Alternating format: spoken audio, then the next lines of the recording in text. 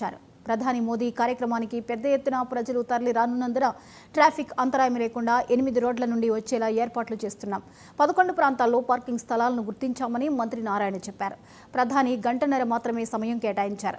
అదనపు land pooling విషయంలో స్థానిక ప్రజాప్రతినిధులతో మాట్లాడుతున్నాం. ప్రజలు ల్యాండ్ పూలింగ్కు అంగీకరిస్తేనే తీసుకుంటాం. లేని పక్షంలో ల్యాండ్ ఎక్విజిషన్ ఆప్షన్ను ఆలోచిస్తాం.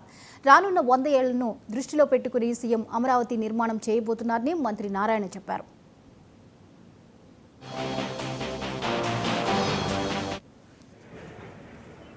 2015 ఫిబ్రవరి అర్ధరాత్రి కంటే కేవలం 58 రోజులలో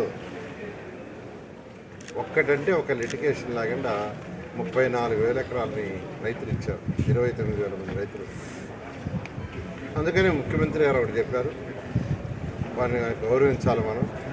కాబట్టి మీరు వేసే డయాస్లో ఒక డయాస్ మీద కొంతమంది రైతులను కూర్చోబెట్టమంటే ఇక్కడ 3 డయాస్లు వేస్తున్నాం. ఒకటి మెయిన్ డయాస్, ఒకటి వచ్చి విఐపీల కోసంగా, మరొక డయాస్ కల్చరల్ మరియు రైతుల కోసం.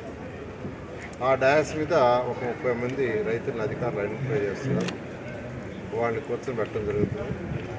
ఎందుకంటే గత 5 సంవత్సరాలు వాళ్ళు చాలా సఫర్ అయ్యారు. అందుకని ముఖ్యమంత్రి గారు అయితే స్పెసిఫిక్గా చెప్పారు, వాళ్ళని గౌరవించడం మన బాధ్యత. అందువల్ల మీరు వేసే డయాస్లో ఒక డయాస్ మీద కూర్చొని పెట్టుకుంటే ఆ విధంగా ఏర్పాటు చేశారు. అవి కూడా దాదాపు డ్యాన్స్లు కూడా పూర్తిగా వచ్చినాయి.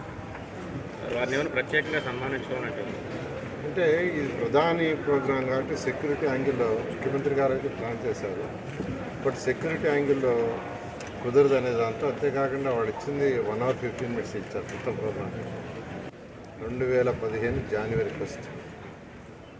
2015 ఫిబ్రవరి అర్ధరాత్రి కంటే కేవలం 58 రోజులలో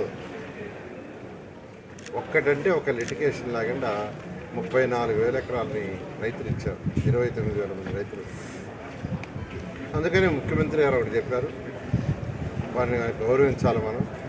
కాబట్టి మీరు వేసే డయాస్లో ఒక డయాస్ మీద కొంతమంది రైతులను కూర్చోబెట్టారు.